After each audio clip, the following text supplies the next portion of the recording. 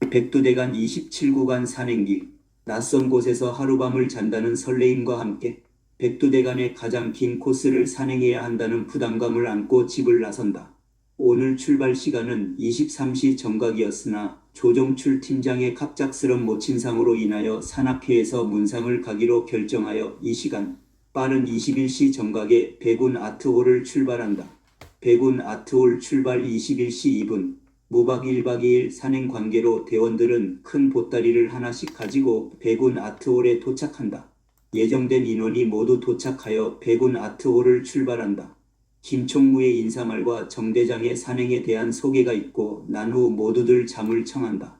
버스는 남해, 구마 고속도로를 타고 가다가 화원 인터체인지에서 대구로 진입하여 대구 보훈병원에 도착하여 조 팀장님 상가에 문상을 하고 자정에 출발한다.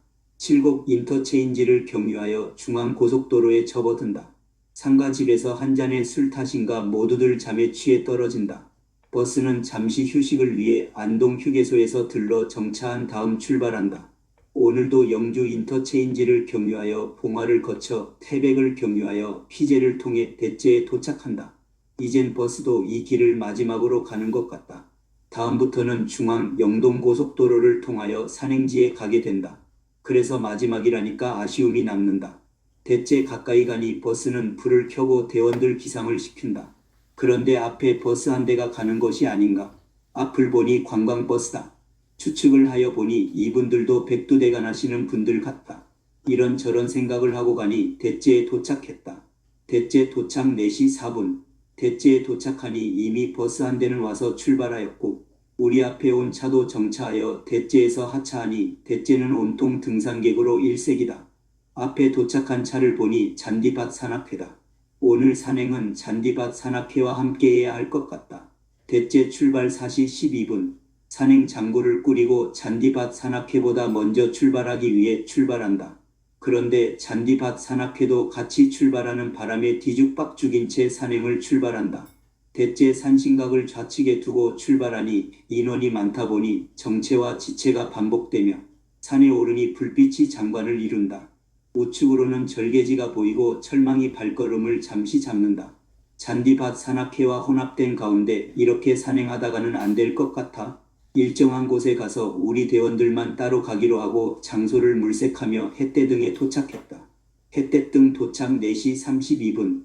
정상에는 청타산악회에서 세운 정상석이 햇대등이라 알려주고 있고 우리 대원들 여기서 잠시 휴식하며 잔디밭 산악회를 먼저 보내기로 한다. 6분 휴식 후 출발한다. 출발하니 급경사 내리막길이다. 내리막을 내려서 완만한 내리막길과 함께 완만한 오르막이 오늘 산행의 재미를 준다. 잔디밭 산악회 후미 그룹과 선두를 서로 주고받으며 이야기를 나누며 산행을 한다. 1028봉 근처에 가니 아름드리 노송들이 자연의 멋을 한껏 뽐내며 서 있고 저 소나무가 춘향목이 아니냐고 물어보니 맹물 김명순 대원께서 강송이라고 한다. 왜 강송이냐고 물어보니 강원도에서 자라니까 강송이라고 한다. 그래서 오늘 저런 소나무만 보면 강송이라 명명이 되어진다. 이제는 동력의 하늘에서 불그스레한 태양이 떠오르고 하루 일과를 시작함을 알려준다. 통골모기 통과 5시 42분. 통골모기는 청타산악회에서 세운 석재 이정표가 있으며 여기서 좌측 통골로 내려가는 등산로가 있다. 이곳을 지나면 1243봉까지 급경사가 대원들을 힘들게 한다. 여기를 오르면 1243봉 정상이다. 잠시 여기서 휴식을 취하며 갈증을 해소하기 위해 물을 들이키며 간식으로 영양을 보충한다. 잠시 휴식을 취하고 출발하여 5분간이 아직까지 잔설이 남아있다. 이파가 지난 지 일주일이 지났건만 대간의 능선에는 잔설이 남아있어? 호기심 많은 맹물대원 잔설을 보러 잠시 길에서 벗어난 잔설을 확인한다. 백두대간이 아니면 이런 잔설을 이파가 지난 후에 어디서 볼 수가 있단 말인가? 이런 잔설을 구경하고 조금 가니 완만한 오르막이 펼쳐진다. 좌측을 보니 웅장한 청옥산이 멋진 자태를 뽐내고 있고 길가에는 철쭉이 만개하여 산상의 화원을 이루고 있고 사이사이에는 고목들이 있으니 누가 이런 것을 보고 감탄사가 나오지 않으랴? 산을 오르며 주위를 감상하며 가니 투타산 정상이다. 투타산 1352m 정상 도착 6시 32분. 투타산 정상에는 정상석이 투타산 세워져 있다. 성관제 대원이 무슨 뜻이냐고 물어보길래 멋지게 해석을 내려본다. 머리도 때릴 타 매산이니 머리를 때리는 산이라고 멋지게 해석하니 아니라고 한다. 부처님과 뜻이 있다고 한다. 내가 말한 것은 우스갯소리로 한 말인데 모대원이 그 말을 액면 그대로 받아들였는가 보다. 투타산은 박달령을 사이에 두고 청옥산과 마주하고 있는데 그 형상이 마치 부처가 누워있는 모습이다. 필자가 5년 전에 산행에 초입에 들어섰을 때 모 산악회를 따라 사마사 투타산성을 거쳐 투타산 청옥산 박달령을 통해 무릉계곡을 따라 일주 산행한 적이 있다. 그때가 4월 1일이었는데 계절이 3개가 존재하여 산행의 극치를 맛본 적이 있다. 계곡에는 새싹들이 파릇파릇하여 봄 내음을 물씬 풍기고 산 중턱에는 낙엽이 져 가을의 정취를 느끼게 하고 산 정상에는 눈이 무릎까지 빠져 겨울의 맛을 느끼게 하니 이런 3개를 동시에 느끼니 이런 기분을 느끼지 못하면 그 맛을 모르리라. 무릉계곡은 백두대간이 감싸고 있는 골짜기로서 일명 무릉도원이라 부르며 기암 절벽과 천연림, 폭포와 맑은 물로 시인 묵객과 수도 고승들이 많아 찾아와 풍류를 읊고 논일던 곳이다. 이러한 투타산과 주위의 내력을 알고 아침 식사지로 정하고 아침을 여기서 든다. 식사를 마치고 투타산 정상 기념 사진을 남기고 주위를 조망하며 감상을 하고 출발한다. 투타산 출발 7시 0분. 좌측으로 난 청옥산 방면으로 가는 길을 출발하니 다시금 한없이 내리막길이다. 대원들 한마디씩 한다. 얼마나 내려가야 내려가는지 그리고 또다시 이보다 많은 오르막을 올라야 하는 걱정을 한다. 모든 것이 그렇듯이 평지가 있으면 오르막의 길이 있고 오르막의 길이 있으면 다시 내리막의 길이 있는 법이다. 이런 과정을 두려워 마라. 미리 준비를 해두면 이런 과정을 쉽게 피해 갈 수 있는 법이다. 우리는 산행을 하면서 우리네 인생의 법칙을 산을 통해 배우고 있는 것이다. 아무런 생각 없이 산행하기보다는 이런 곳에서 깨달아야 한다.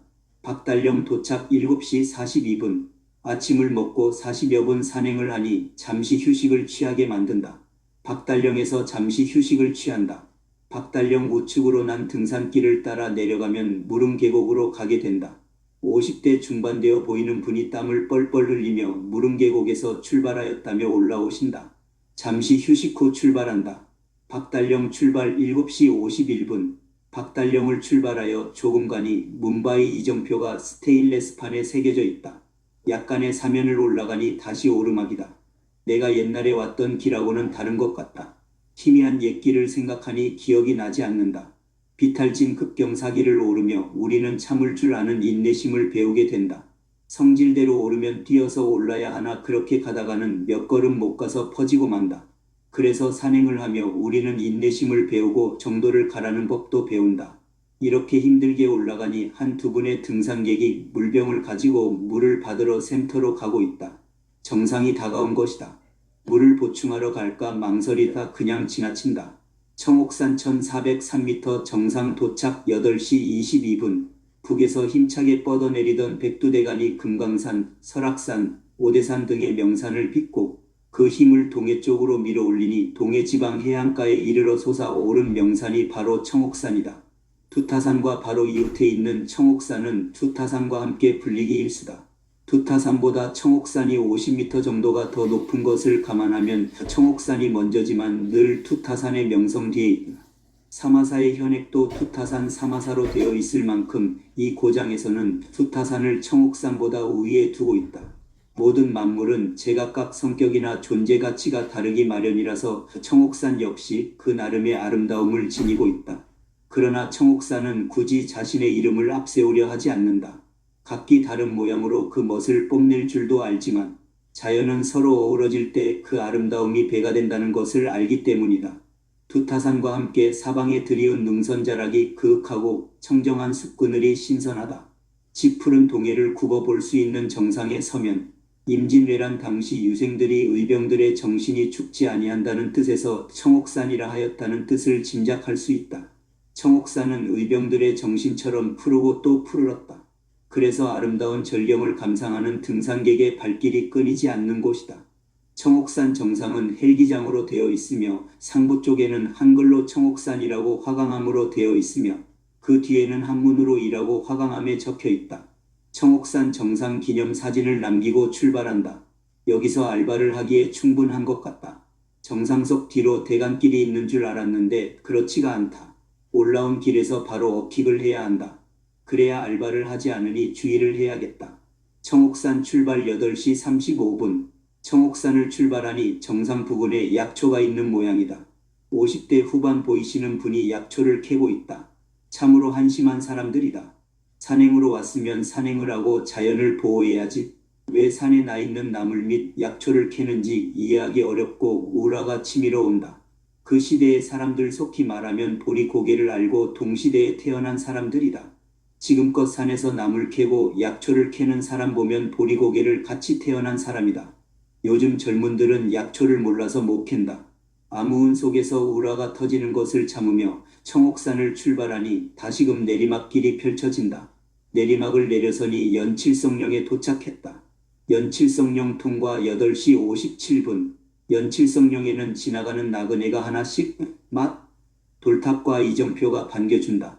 연칠성령은 청옥산과 북서로 연속되는 산줄기로서 하장면과 동해시와 경계를 이루고 있는 고개를 말한다. 연칠성령을 통과하니 완만한 능선길이 펼쳐지고 앞에 고적대가 버텨서고 있다. 저기를 오르려면 힘께나 들겠다 하는 생각이 든다. 이런 생각을 하고 고적대 하부에 도착하니 대원들이 오르고 있다.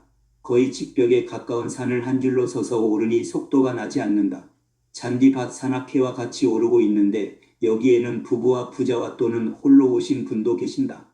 아들이 힘이 들어하는 모습이 어머니는 안쓰러워하는지 중간 탈출로를 찾고 있다. 그래서 필자가 한마디 일침을 놓는다. 아주머니 이런 고생도 못하면 사회에 나가서 아무것도 못합니다. 했더니 그냥 데리고 종주 산행을 한다.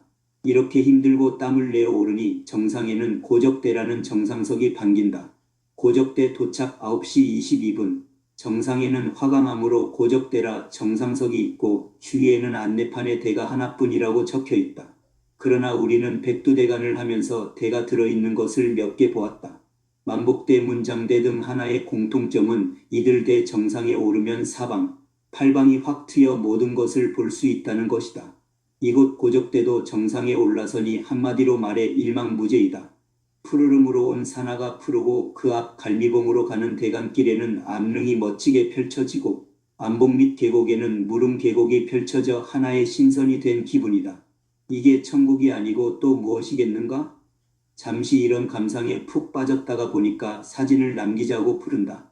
고적대 기념사진을 남기고 출발한다. 고적대 출발 9시 32분. 고적대에서 갈미봉까지 우측으로 무릉 계곡이 펼쳐지고 암릉이 곳곳에 있어 무릉 계곡의 아름다움을 더해주고 있으며 좌측으로 완만한 사면으로 되어 있으며 임도가 보인다. 그리고 대간길에는 철쭉이 길을 가로막고 있어 산행시 철쭉과 잡목과 싸움이 곳곳에서 벌어진다. 이런 길을 가다 보니 사원터란 이정표가 나무에 걸려 있다. 사원터 통과 9시 55분. 사원터란 이정표가 붙어 있는데 앞만 보고 가면 발견하지 못할 것 같다. 주위를 보고 가면 한결 대간길이 묘미를 주는 것도 여기에 있는 것 같다. 하루에 27km를 걸으려면 속보로 가야 한다. 이렇게 산행하다가도 좋은 곳 또는 각종 이정표를 보고 거기서 자기의 위치를 가늠해보고 앞으로 가야 할 거리 및 시간을 예상해 볼 수 있는 것이다. 평평한 곳이 있어 여기서 잠시 휴식을 취하며 간식을 든다. 넓은 이마 대원께서 그동안 가지고 다니지 않던 라디오를 가지고 다니며 이어폰을 꽂고 다닌다. 잠시 휴식을 취하고 출발하니 갈미봉이 나온다. 갈미봉 통과 10시 34분. 갈미봉 이정표가 나뭇가지에 매달려 갈미봉임을 알려준다. 갈미봉을 통과하니 완만한 내리막길이며 샘터가 보인다. 여기에서 식수를 보충하려고 하니 어린이들 오줌만큼 나온다. 많은 사람들이 일렬로 서서 기다리니 여기서 점심 식사지로 정한다. 샘터 도착 11시 8분. 가뭄날에는 물이 없을 것 같다. 그래도 엊그제 비가 와서 물이 나온 것 같다. 물을 많이 가지고 온다고 했는데 물이 부족한 것 보면 여름은 여름인 것 같다. 이제는 배낭의 무게가 물의 무게가 되겠다. 가지고 온 도시락을 꺼내어 먹으니 잔디밭 산악회 후미 그룹이 도착하여 물을 보충하며 휴식을 취한다. 맹물대원 오늘 점심에도 영양제 3주가 빠지지 않고 있고 지원자를 찾으니 없다. 잠시 점심을 먹고 휴식을 취하고 출발한다. 샘터 출발 11시 45분. 샘터를 출발하여 조금 내려가니 좌측으로는 이름 모를 나무를 융림하여 놓았고 길은 이기령까지 평이하며 힘든 구간은 없다. 그리고 좌측은 정선군 임계면이라 김총무 뒤에서 오며 알려준다. 김총무의 고향이란다. 고향을 떠난 지 25년 김총무의 말에는 고향 그리움이 가득히 묻어 있다. 우리나라 면 중에서 가장 넓다는 임계면 첩첩산중이다. 고향을 그리워하고 고향을 찾는 것은 인간 본성이 아닌가 싶다. 이기령 거의 도착할 무렵 우측 골짜기에 물이 졸졸 흐른다. 이기령 통과 12시 14분. 이기령은 좌측으로는 인도가 있어 차량이 많이 다닌 흔적이 있고 길이 좋다. 또한 앞으로는 큰 송전탑이 있으며 우측으로는 동해시 관로동으로 내려가는 등산로가 나 있다. 이기령을 통과하니 소나무밭 오르막이 펼쳐진다.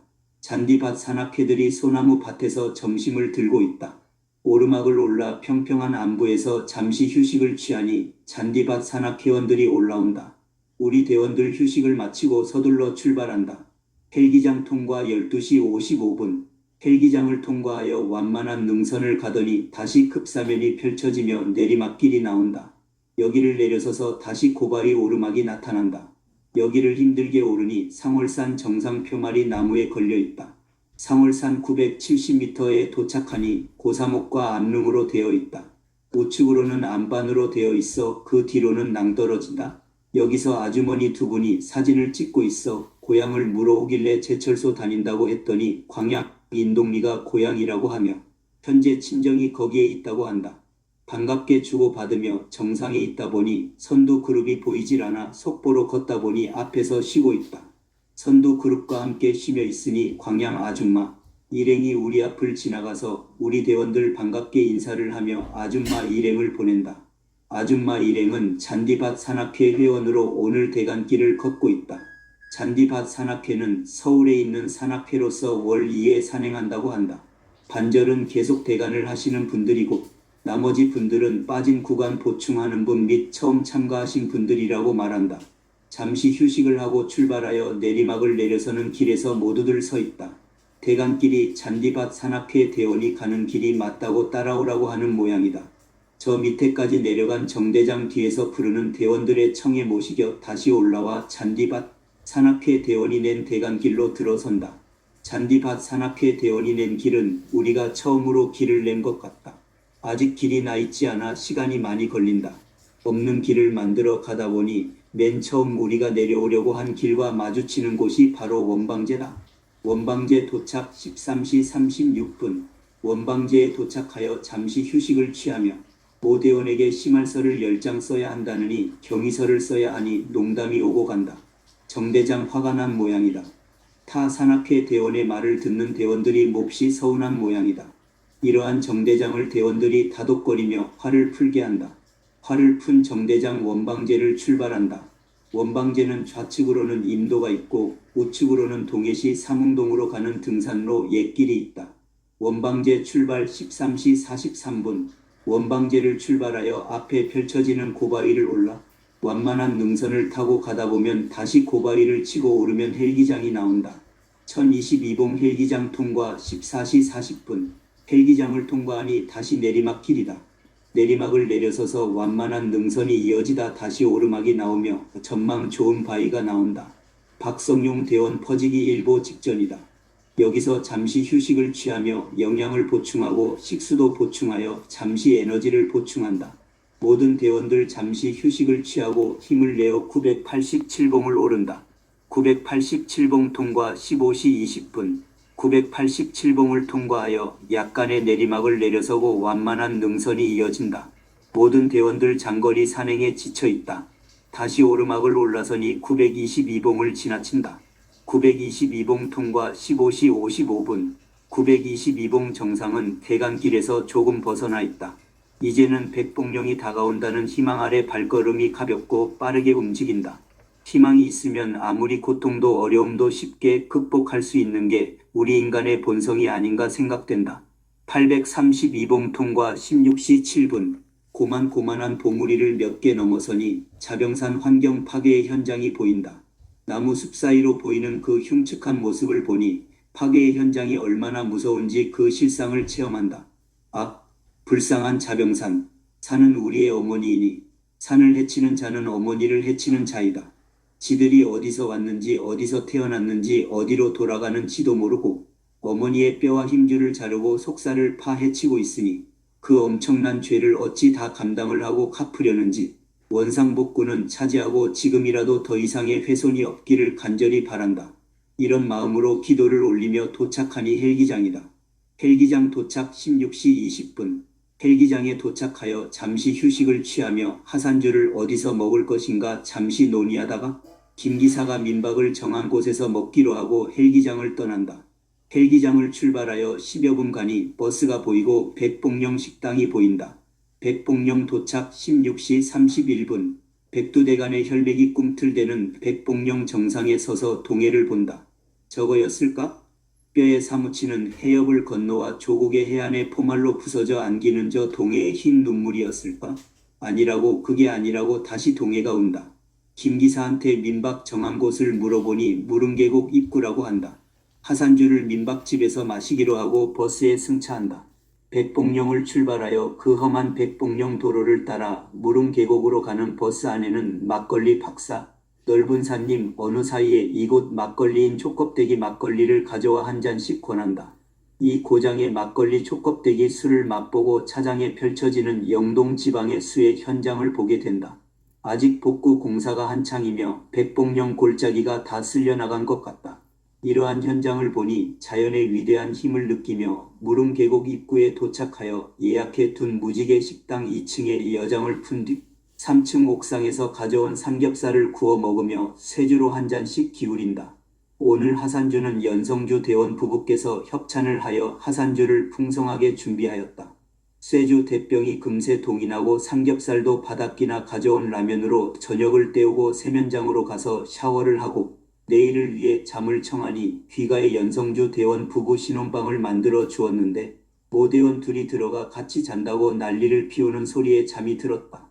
27구간 후기. 오늘 산행은 주말이라서 그런지 많은 분들이 백두대간 길을 걷고 있었다.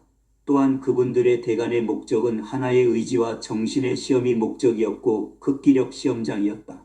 그래서 오늘 산행의 주제를 백두대간 길은 국민의 수련장으로 변하고라고 잡았다. 하룻밤을 자면 만리장성을 쌓는다는 말이 있는데 어제의 삼겹살 파티와 오곡가는 쇠주 한 잔이 정을 더욱 돈독히 하고 백두대간의 추억으로 영원히 가슴 깊이 남으리라. 산행기 전도사 전영선, 영상편집 넓은산 양동아.